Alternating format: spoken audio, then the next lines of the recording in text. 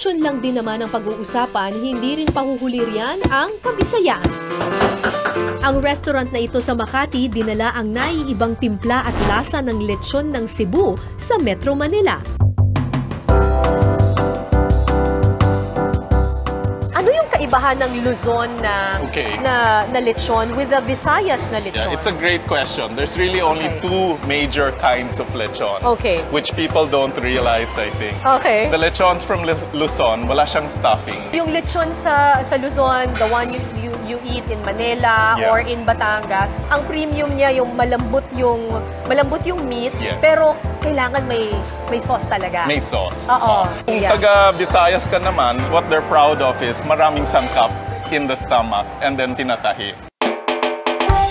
Ang isa sa sikreto ng mas pinasarap na lechon, tinutusok-tusok nila ang balat para mas lumutong. Ang ganda-ganda ng itsura niya. Ang tanong, sa loob din ba? Tingnan natin. Sa loob.